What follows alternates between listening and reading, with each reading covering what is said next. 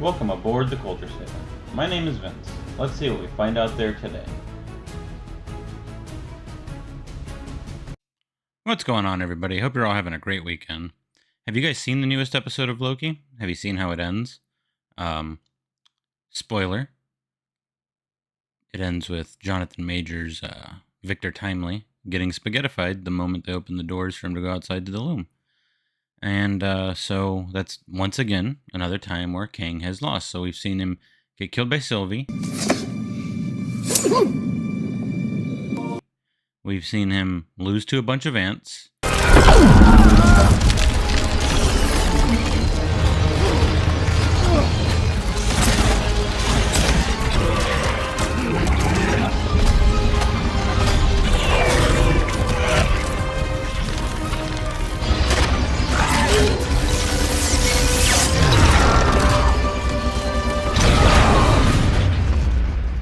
My name is Darren, and I am not a dick!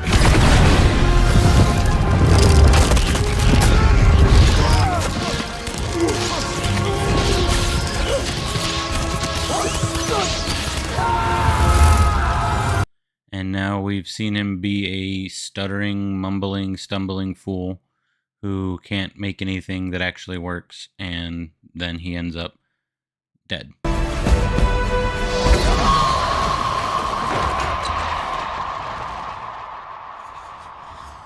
At the end of the episode, 2 episodes left, and now there's another version of him gone.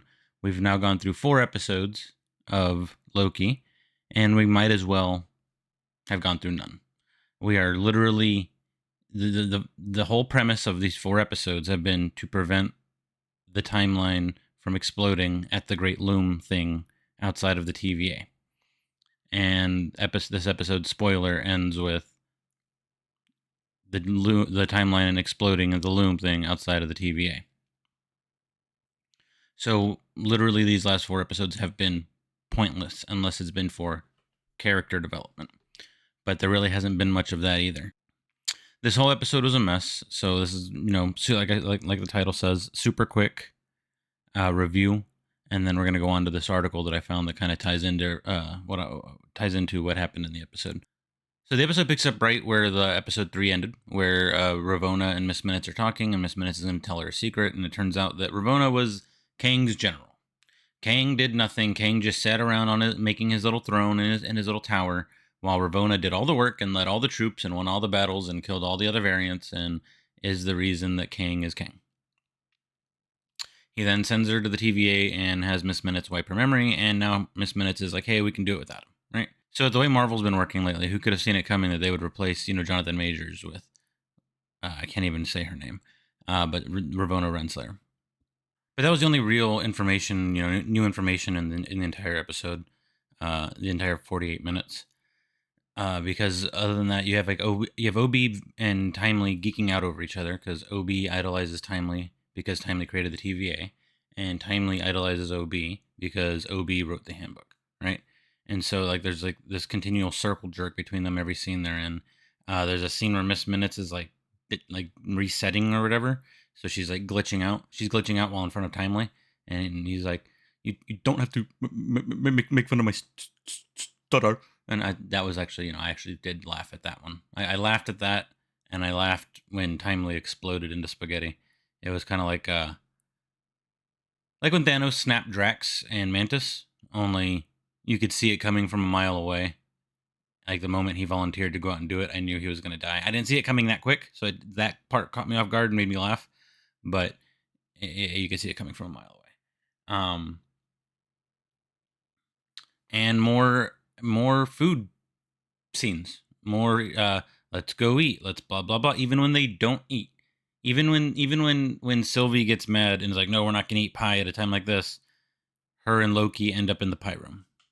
It's just constant food and eating. It's like bad it's like someone took the worst. It's like these writers learn the worst lessons from George R.R. Martin. That's exactly what it is. They saw that George R.R. Martin had a lot of emphasis on food in his stories and in his books, and in the shows, and they saw that they could spend 2 or 3 episodes and end up right back where they started in Game of Thrones, but you didn't feel like you wasted your time, right? Not in the first couple seasons, not in the books, because some stuff would always happen. Like, even if they ended up at the starting point of even if they planned to get something done and ended up right back where they started, there was a lot of character developments. There was other things that happened throughout the world that mattered. Literally nothing has mattered throughout this whole show. It has all led to nothing. No real character development. Everybody's right back where they started. Ravonna being the general instead, that is new, but it's not mind blowing. With the way Disney's been doing all their Marvel stuff lately, it does not come as a surprise at all. The fact that Miss Minutes calls Ravonna a Marvel, come on, right? So, anyways, episode ends with Johnathan Majors dead again, right? So the big bad, the big scary, gonna replace Thanos, has now died again, just showing that he's not really that big, not really that bad, not really that scary, right? And now I find this article this morning on Cosmic Book News that kind of ties in with that, because it seems like they're pushing Johnathan Majors to the side, right? It seems like they're kind of minimizing his character and stuff. Well, now, turns out, Marvel demasculates Kang. Disney yanks Johnathan Majors' movie. Within the span of less than 24 hours, big changes are seen with Johnathan Majors. Thursday's episode of Loki happens to demasculate Kang in a big way. And on Friday, Disney has announced it has yanked Johnathan Majors' movie, Magazine Dreams, off the release schedule. There's also been a question if Avengers The Kang Dynasty will be cancelled. Johnathan Majors was arrested back in March for allegedly physically assaulting his girlfriend. The trial is set to start on November 29th. Majors has pleaded not guilty to all charges. In a pair of setbacks, Majors and his team attempted to get the charges dismissed, but a New York judge has rejected the defense's motion. His girlfriend at the time, Grace Jabari, was also arrested for misdemeanor assault and criminal mischief, but the NYC prosecutor has revealed they won't be pursuing charges, noting, the Manhattan District Attorney's Office has officially declined to prosecute the case against Grace Jabari because it lacks prosecutorial merit. The matter is now closed and sealed. I don't know anything about this personally. About his girlfriend and her misdemeanor. I heard about it. I never really looked into it. It did seem like she should have been charged with the misdemeanor, gotten a fine or whatever, but I don't know I don't think that really has anything to do with whether what he's accused of happened or not. So as Johnathan Majors' trial starts on November 29th, and due to all the controversy and legal issues, Disney has decided to remove the December 8th release date of Magazine Dreams, about a black amateur bodybuilder struggling to find human connection in this exploration of celebrity and violence. No new release date has been announced. So they, right after they have that paragraph, they put the picture of him about to be killed by ants. Oh, man. Regarding Kang, as I went over in my review for this week's episode, well, to put it bluntly, Kang is now a bitch. Totally agree. He 100% is. Loki Season 1 introduced Johnathan Majors as Kang to the MCU. Majors next starred in Ant-Man and the Wasp: Quantumania, where official notes from Marvel described Kang as the next big bad, following Thanos as an Avengers-level threat, the next major villain of the MCU, and quite possibly the biggest threat the MCU has ever encountered. So big, he loses to ants. However, Loki Season 2 takes a big step back. Last week's episode saw the big reveal that Miss Minutes has been keeping a secret from Ravonna Renslayer.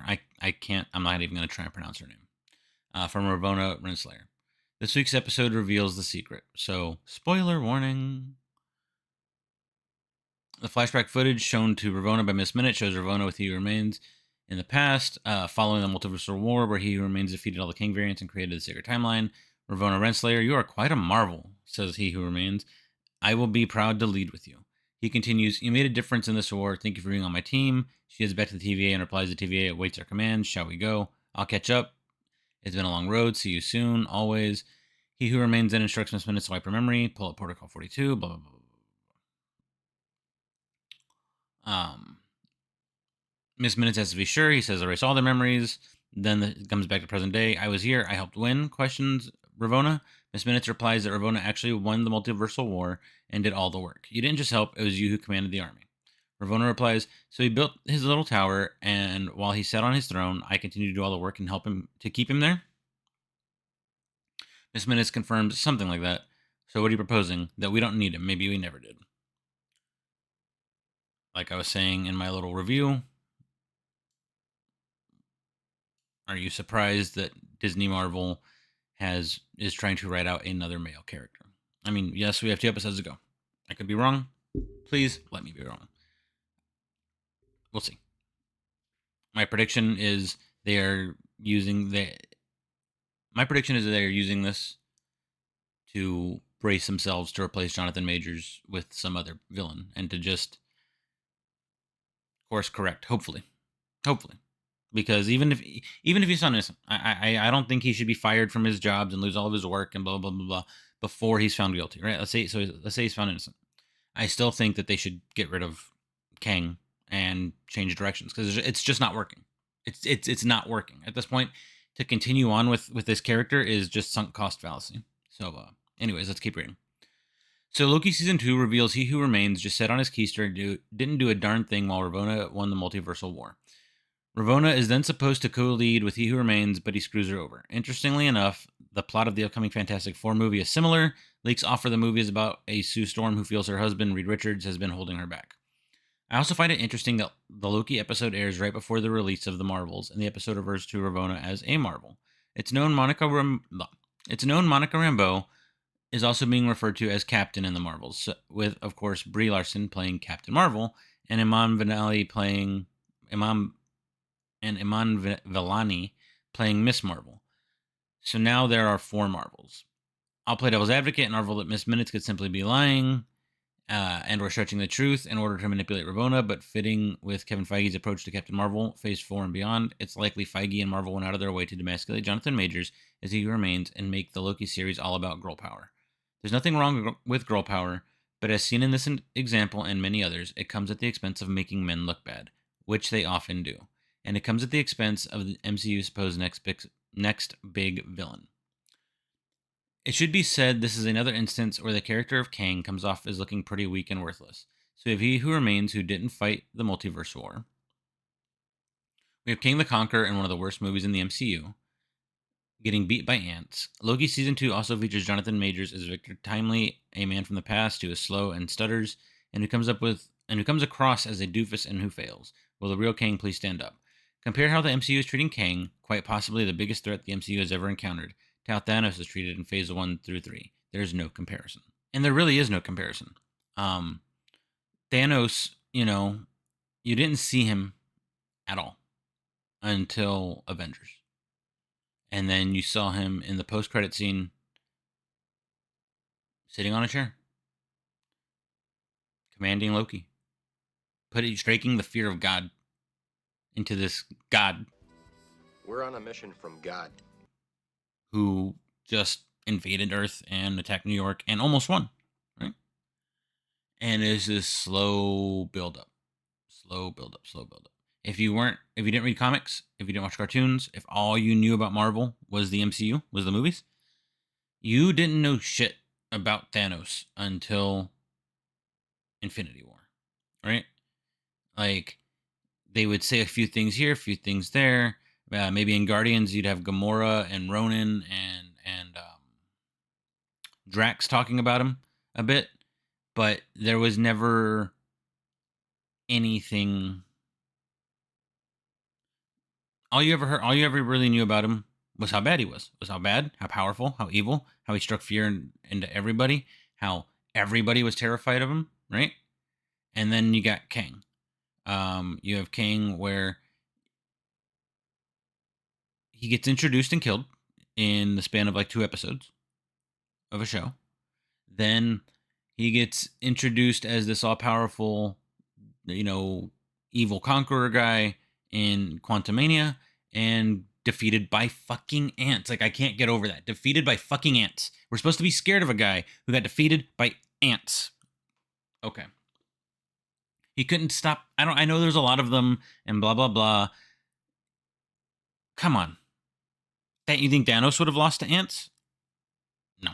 Thanos might have retreated from a million fucking giant ants and came back with a plan to win, but Thanos would not have lost to ants, right? Like King did. So